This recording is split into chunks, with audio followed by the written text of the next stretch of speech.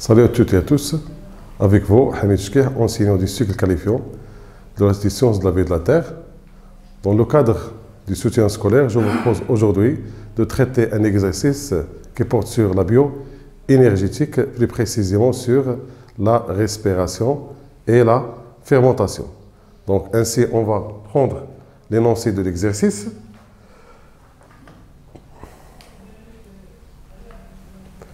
Donc on a pour mettre en évidence quelques aspects de la production de l'énergie chez les êtres vivants, on propose les données suivantes. Donc les figures du document 1 présentent l'aspect des cellules de levure cultivées dans deux milieux différents. On a pris des levures qu'on a cultivées dans deux milieux différents et on a observé ces levures et on a eu les résultats présentés sur le document 1. Donc la figure A, ça concerne les cellules qui ont été mises dans un milieu aérobie, alors que la figure B, ça concerne des cellules qui ont été cultivées dans un milieu anaérobie, c'est-à-dire en absence d'oxygène. Donc on a chaque cellule, elle contient bien sûr le noyau avec les différents autres organites cellulaires. Donc la première question, c'est une question classique de comparaison. Donc, en exploitant le document 1, comparer l'aspect des cellules dans les deux milieux de culture. Donc, qu'est-ce qu'on va faire? On va comparer les deux cellules. Donc, quand on nous demande de comparer, on doit détecter les ressemblances et les différences entre deux structures ou bien deux données différentes. Donc, si on compare ces deux cellules, on peut constater qu'elles contiennent le même noyau, ils ont la même forme. Ils ont des organites dispersés au niveau de la cellule. Avec ici, on a la présence de la vacuole, ici qui est très réduite. Et puisqu'on parle de la production de l'énergie, donc l'organite auquel on va s'intéresser, ce sera bien sûr les mitochondries. Donc si on compare les mitochondries entre les deux cellules, on peut constater facilement qu'ici on a des mitochondries de petite taille, alors qu'ici, elles sont de grande taille. Donc, la première différence, elle est observable au niveau de la taille. On a une autre différence, ça concerne le nombre. Si on dénombre le nombre de mitochondries, on peut constater ici qu'on a un nombre important de mitochondries, alors qu'ici, on a un nombre qui n'est pas important ou bien faible. Et une autre différence au niveau de la structure de cet organite, c'est-à-dire à l'intérieur, on a la structure qu'on a. Les crêtes, on peut facilement observer ici qu'on a des crêtes qui sont bien développées, alors qu'ici, les crêtes ne sont pas développées. Donc, d'une manière générale, quand on compare les mitochondries, on compare au niveau du nombre, de la structure, ou bien de la forme, et au niveau de la taille. Donc, on peut répondre à cette question d'une manière très simple.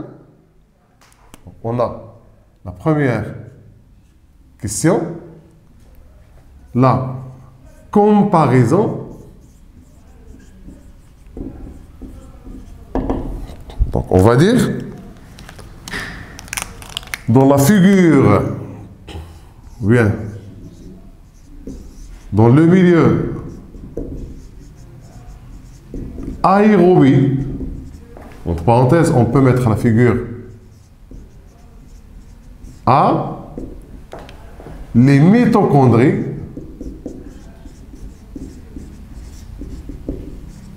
sont nombreuses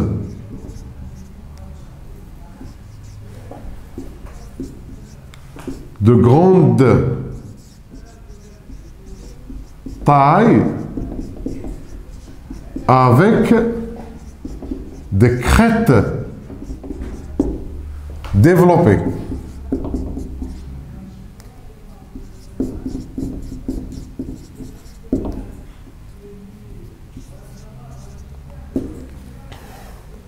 Alors que dans le milieu anaérobie, c'est-à-dire la figure B, c'est même mitochondries. On peut reprendre la même formulation de la phrase. Les mitochondries mitochondries sont rares, ou bien on peut dire sont peu nombreuses, de petite taille, avec des crêtes moins développées. Ou bien on peut dire qu'elles sont non développées. Donc ainsi, on a répondu à la question de la comparaison. C'est une question très simple. Donc on passe à la suite de l'exercice, et c'est sur le document. Donc un broyat, c'est-à-dire on a broyé les cellules. Un broyat de cellules de levure a été centrifugé. La centrifugation, c'est une technique qui permet la séparation d'un mélange qui a été centrifugé pour séparer les mitochondries du reste des constituants cellulaires. Donc c'est ici mi, pas ms, avec ici, deux fractions séparées sont isolées dans deux milieux contenant de l'acide pyruvique. Donc, le milieu 1 reçoit la partie formée par les organismes cellulaires, et le milieu 2 reçoit la partie mitochondriale. Donc la première partie, on a mis dans le milieu les mitochondries, et dans l'autre milieu, on a mis le reste de la cellule sans mitochondries. Dans chaque cas, on suit, on mesure l'évolution de la concentration d'oxygène. Le document 2 illustre les résultats obtenus. Donc, après avoir mis ces constituants dans un milieu convenable, on va mesurer la concentration d'oxygène en fonction du temps dans le milieu 1 et dans le milieu 2. La question qui porte sur ce document, c'est la description.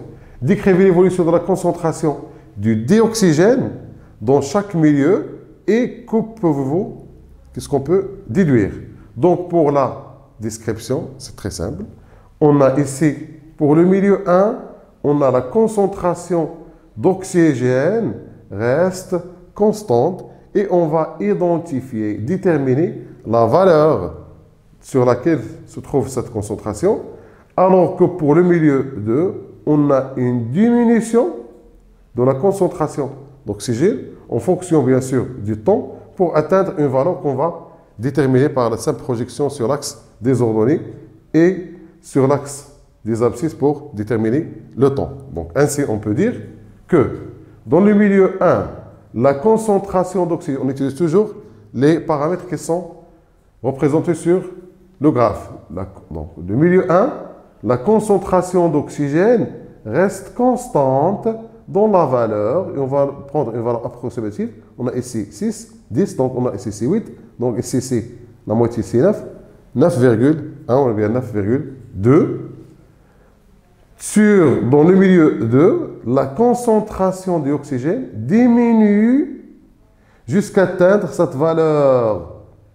La dernière valeur, on va projeter projection orthogonale sur l'axe des ordonnées. On a presque une valeur de 2,4 mg par litre à l'instant ou bien à la minute. On a 5, 6, 7, 8, 9, donc 9,5 si on peut dire minutes. Donc on peut noter cette réponse à la deuxième question.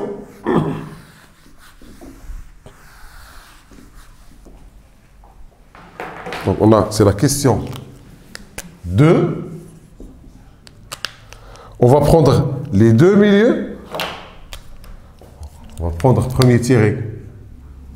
Le milieu 1. On peut dire que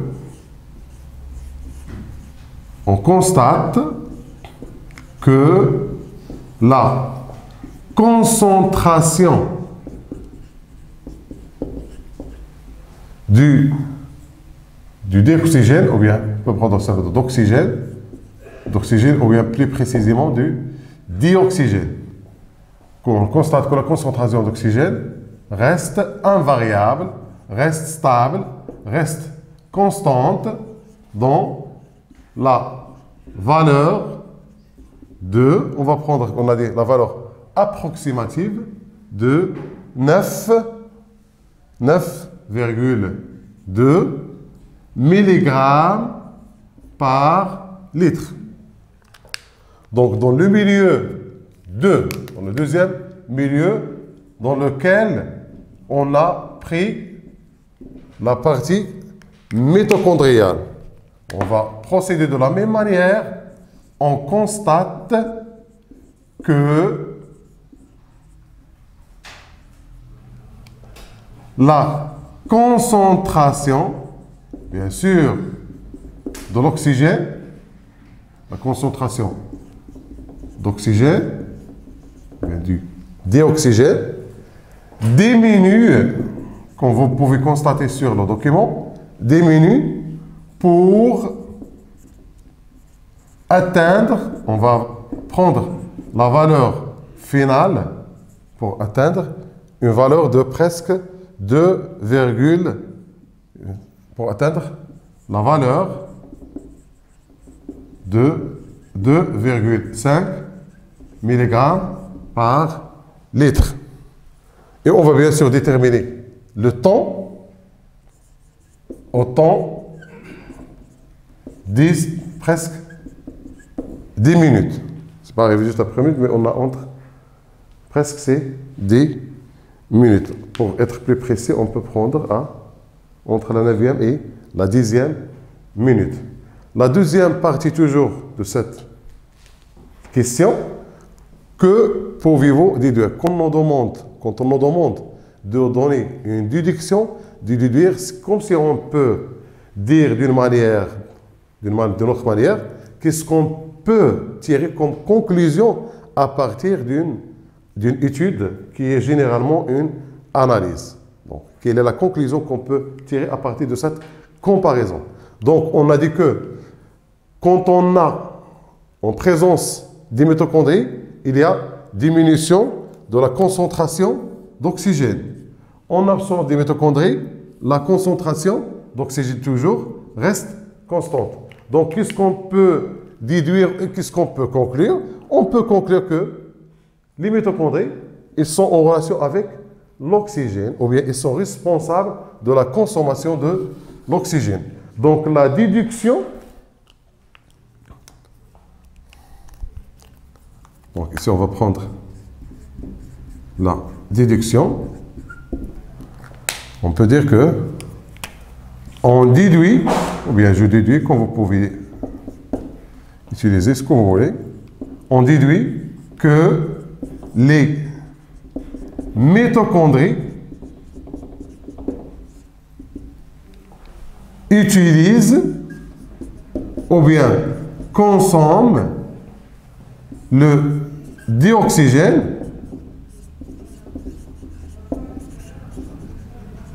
dans les réactions de production,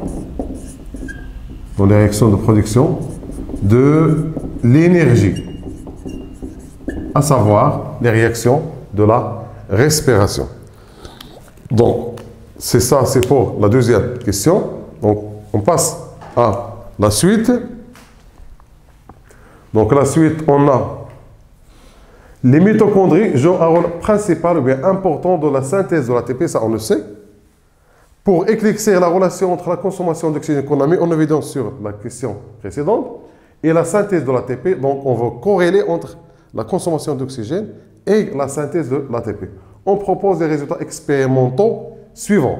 L'expérience première, dans un milieu dépourvu d'O2. Donc, dans le début de l'expérience, on a pris le milieu dans lequel on n'a pas d'oxygène. On ajoute une suspension de mitochondries, c'est-à-dire une suspension, ou bien une partie d'un mélange qui est formé de mitochondries et des composés réduits. Les composés réduits, quand on sait, c'est FADH2 et NADHH+, qui interviennent dans les réactions de l'oxydation de l'acide pyruvique. Puis ADP-OPI. L'ADP-OPI, ce sont les deux éléments qui réagissent pour donner l'ATP. Donc ensuite, on mesure à des intervalles réguliers de temps, bien sûr, la concentration de H+, des protons H+, et la formation de l'ATP. Avant et après l'addition de deux. Donc, je récapitule. On a pris un milieu dans lequel on a mis des mitochondries et d'autres éléments, à savoir les composés réduits et l'acide pyruvique et ADP, non, sans acide pyruvique, et l'ADP et PI. Et par la suite, on va ajouter de l'oxygène pour mesurer la variation de la concentration de H+, et de la concentration de l'ATP. Le document 3 présente les résultats obtenus, alors que le document 4 illustre les mécanismes permettant la synthèse de l'ATP au niveau de la mitochondrie. Donc pour le document 4, c'est un document qui est présenté pour nous aider à résoudre l'exercice ou bien pour répondre aux questions. Donc pour le document 3, on a la concentration de H+, et sur l'autre axe, on a la quantité d'ATP, toujours en unité arbitraire, en fonction bien sûr des temps en secondes, avant et après l'ajout de l'oxygène. Et bien sûr, on a pour l'ATP et on a pour H+. Sur le document 4, c'est un document qui illustre les réactions de la respiration, ou bien la dernière partie des réactions de la respiration, à savoir les réactions au niveau de la chaîne respiratoire. On a ici les transporteurs réduits RH2 et R'H2 qui sont bien sûr réduits. Donc on a ici CCR, on a une petite photo ici, c'est R+, c'est ici pour donner R, et c'est R pour donner R. Donc il y a une petite erreur ici, que je vais corriger ici. On a RH2 qui donne R. Et R plus H2 qui donne R+. À savoir, c'est FADH2 et NADHH+. Ces composés, comme on le sait, ils sont oxydés pour libérer les protons dans l'espace intermembranaire, dont la concentration va augmenter, puisque la membrane mitochondriale interne est imperméable et ne laisse pas passer les protons. Donc, ce gradient protonique, ou bien cette différence de concentration, entraîne un passage massif, un flux de H+, à travers la sphère pédonculée. Ce qui permet la phosphorylation de l'ATP, c'est-à-dire ADP plus PI, ça donne l'ATP. Alors que les électrons sont transportés par des réactions d'oxydoréduction des transporteurs, à savoir NADHH plus et ADH2, pour être acceptés à la fin par l'oxygène qui est réduit en H2O. Donc l'oxygène joue le rôle de l'accepteur final des réactions de la chaîne respiratoire. Donc on revient à notre question en exploitant les données de document 3. Donc on va se contenter de document 3. Déterminer l'influence d'oxygène sur l'évolution de la quantité d'ATP et sur la concentration de H+. Donc, puisqu'on a ici deux courbes, on doit obligatoirement analyser ces deux courbes. Donc, on va prendre chacune, une à une. Donc, on a pour la concentration de H+. On a trois intervalles, le premier, le deuxième et le troisième. Donc, avant l'ajout de l'oxygène, c'est-à-dire ici, on a la concentration est stable. Elle est constante dans la valeur de 0. Alors que juste après l'ajout de l'oxygène, on a une augmentation rapide, une augmentation directe ou bien une augmentation instantanée de la concentration de H+, pour qu'elle atteigne une valeur maximale de presque 60 UA. La troisième partie de la courbe, c'est une diminution qui n'est pas rapide, qui est progressive pour regagner la valeur initiale qui est de 0. On peut être plus précis. On a pour l'ATP, on a ici toujours la courbe qui est constante, donc la variable elle est constante. ici, on a une augmentation de la concentration d'ATP. Mais cette augmentation n'a pas la même allure. Donc, on peut diviser cette courbe, cette deuxième partie de la courbe, en deux parties. On a, dans cette zone, on a une augmentation qui est assez rapide. Alors que dans cette zone-là, la variation, ou bien l'augmentation, elle est moins rapide. On peut dire qu'elle est progressive.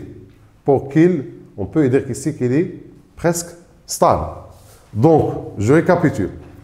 Pour la concentration de H+, avant l'ajout d'oxygène, la concentration reste constante dans la valeur de 0. Juste après l'ajout d'oxygène, on a une augmentation rapide, ou bien instantanée, comme vous voulez, de la concentration de H+, jusqu'à une valeur maximale de presque 55 UA. Après, on a une diminution progressive de cette concentration qui s'annule après 240 secondes, c'est-à-dire qui revient à la valeur initiale. Pour l'ATP, de la même manière, avant l'ajout de l'oxygène, la concentration reste constante et nulle. Après l'ajout d'oxygène, on a une augmentation rapide, suivie d'une augmentation progressive pour atteindre la valeur de 100. Donc, vous faites attention, pour la projection, pour déterminer la valeur sur les axes, on doit toujours se référencier à le paramètre ou bien la variable qui est désignée sur chaque axe. Donc, pour la quantité d'ATP, on doit obligatoirement lire sur cet axe et pas sur l'axe de H+. Donc, c'est une faute qui est très récurrente dans les examens. Donc, pour chaque variable, on doit la lire, la projection, sur l'axe qui représente cette variable et non pas une autre. Donc, et pour répondre à la question, on a analysé donc l'impact ou bien l'influence de l'oxygène sur la concentration d'ATP et de H+. On a une augmentation de H+, et augmentation de la quantité d'ATP. C'est ce qu'on va consigner sur le tableau. C'est la question 3.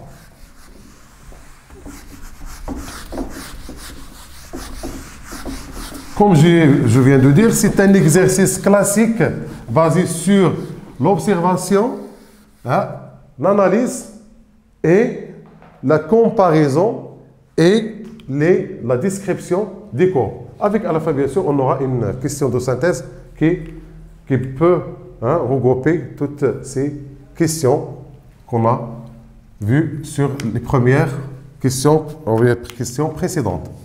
Donc, c'est pour la question 3. Donc, on va prendre le premier tiré pour la concentration de H+, des protons, on peut dire de H+.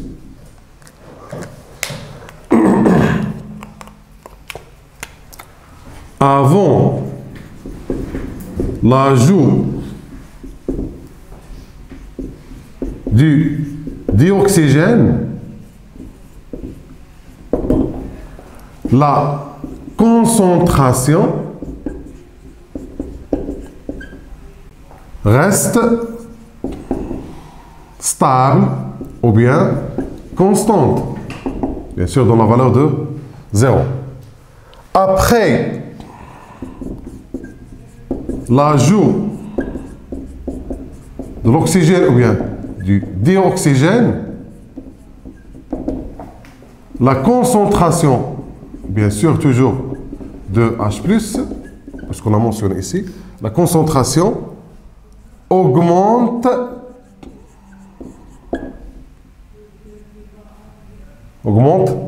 directement pour atteindre la valeur de... Donc, et on va projeter pour donner la valeur exacte, c'est presque 55. L'unité, c'est l'unité arbitraire, UA. La deuxième partie, ensuite, on note, ou bien on constate, une diminution, bien sûr, de cette concentration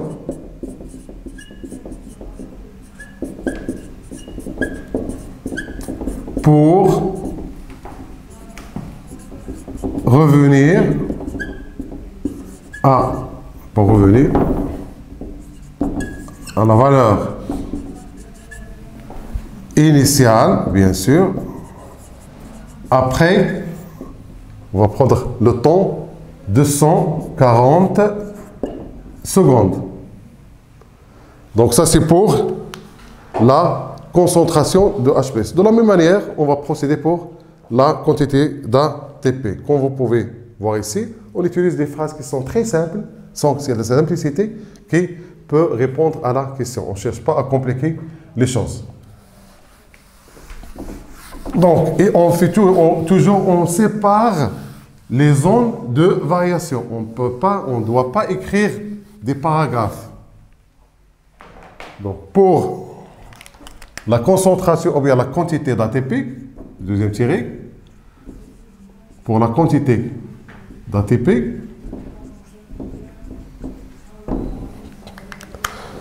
la même chose, avant l'ajout du dioxygène,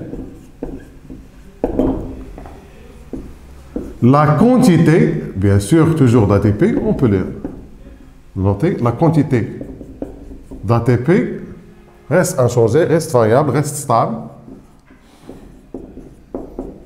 Stable ou bien constante et nulle. Nulle, c'est-à-dire dans la valeur de 0. Pardon. Après l'ajout du dioxygène,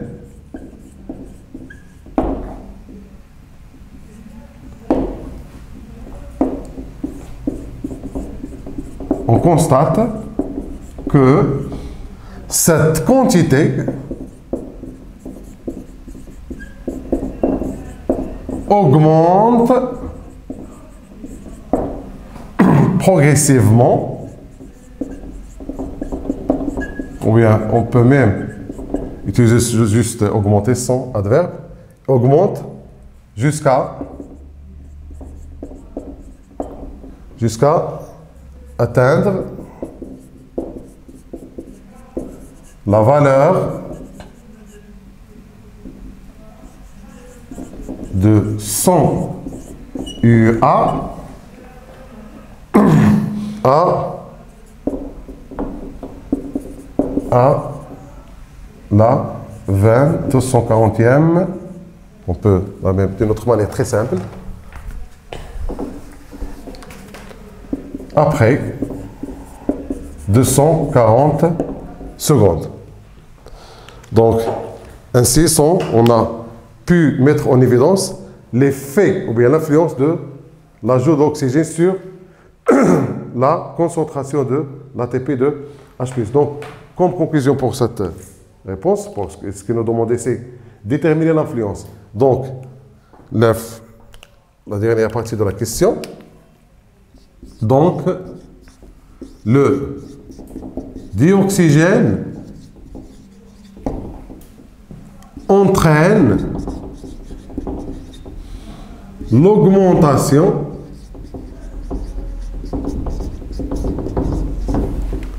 de la concentration de H+ et de la quantité d'ATP, puisqu'il nous a demandé de déterminer l'effet de l'oxygène sur l'ATP et H+, bien sûr, après avoir décrit et analysé. Donc, on passe à la dernière question. La dernière question, en vous basant sur vos aidants du document 4, on va utiliser ce document, on va expliquer les résultats enregistrés sur le document 3. On va se baser, s'aider de ces données pour déterminer ou bien pour expliquer ces variations. Donc, la première partie, après l'ajout de l'oxygène, on a une augmentation de H+. Si on revient à notre document sur lequel on va se baser, la concentration de H+, elle est sur dans l'espace intermembranaire. Donc ces protons H+, ils proviennent de l'oxydation des transporteurs. Donc la première partie, on va l'expliquer d'une manière très simple. Cette augmentation de la concentration de H+, est due à l'oxydation des transporteurs, c'est-à-dire à savoir RH2 et R'H2, ou bien NADH2 et FADH2, qui libèrent les protons H+, au niveau de l'espace intermembranaire, ce qui explique cette augmentation. Par la suite, ces protons s'accumulent, créent un gradient protonique qui va induire le passage massif, ou bien le flux à travers les sphères pédonculées. Cette énergie de transfert, cette énergie de passage massif, est utilisée par l'ATP synthétase pour produire l'ATP, d'où l'augmentation de la concentration d'ATP. Ou bien, on peut dire d'une autre manière, l'augmentation de la quantité d'ATP est due à passage des protons H+ à travers la sphère pédonculée suite à la naissance du gradient protonique. Après, les électrons qui sont transférés par la chaîne respiratoire, ils sont récupérés par l'oxygène. Donc l'oxygène, il reçoit, il est à la forme oxydée, il va être réduit en H2O. Vous pouvez constater tout simplement ici qu'on a O2, H. Il a gagné de l'hydrogène pour être réduit en H2O. Cet H+, ce n'est rien que les protons qui sont au niveau de l'espace intermembranaire. S'il y a utilisation de H+, donc automatiquement la concentration va diminuer. C'est la deuxième partie de la courbe. Donc on va essayer de noter cette réponse, ou bien ces réponses. Je reprends une autre fois. Quand on nous demande d'expliquer, donc pour que je simplifie au maximum, c'est comme si je réponds à la question pourquoi et comment. Dans cet exemple, pourquoi il y a une augmentation de H+, pourquoi la diminution et pourquoi l'augmentation de la quantité d'ATP. C'est ce que je vais essayer de consigner sur le tableau ici. Donc, l'ajout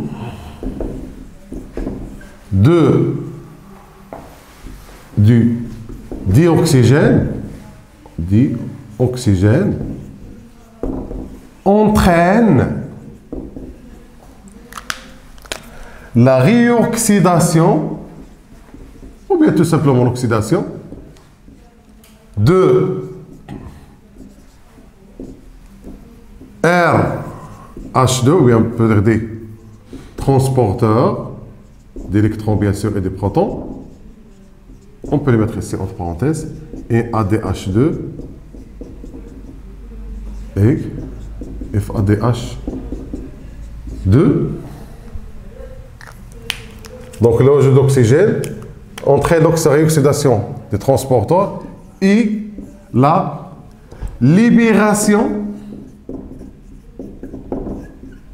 des protons, bien sûr H+, au niveau de l'espace intermembranaire. Ce qui explique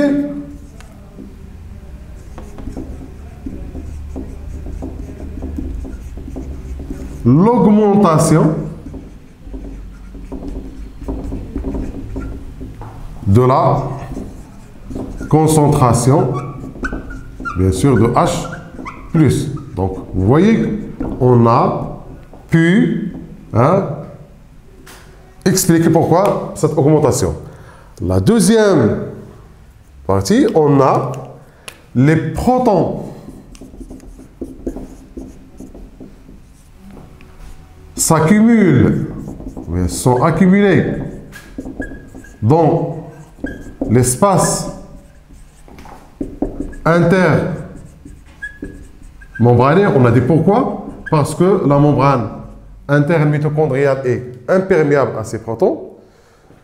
Donc, les protons s'accumulent, d'où la naissance du gradient protonique, donc bien sûr gradient protonique de part et d'autre de la membrane mitochondriale interne. Donc, les protons, donc suite à cette gradient protonique, les protons traversent ou bien passent à travers la sphère pédonculée pour, ou bien, on peut dire pour, phosphoryler, on peut utiliser le verbe, phosphoryler l'ADP en ATP, ce qui explique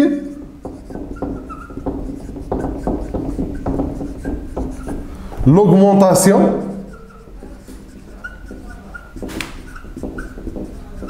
de la quantité d'ATP. Compris? Donc, on a expliqué la première partie concernant H+. La deuxième partie, ça concerne l'évolution de la quantité d'ATP. On a la dernière partie qui est la chute, qui est, on a toujours la courbe ici, augmentation.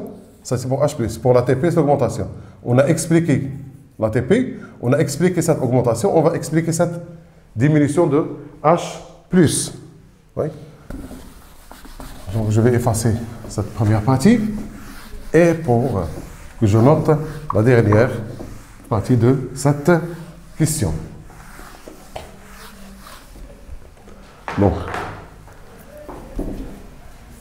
les protons et les électrons bien sûr, qui sont transportés par les transports de la chaîne respiratoire. Donc, les protons et les électrons sont reçus ou bien acceptés par le dioxygène qui est réduit en H2O, comme on a sur le document 4, ce qui explique la diminution de la concentration des protons H+, dans la deuxième partie. Des protons H+ dans la deuxième partie. Donc, c'est la résolution, c'est la dernière question. On a expliqué les résultats. Donc, j'espère bien que vous aurez l'occasion de bénéficier de cet exercice, de cette application qui concerne la bioénergétique. Donc, dans l'attente d'une nouvelle occasion, je vous souhaite bonne chance et à la prochaine.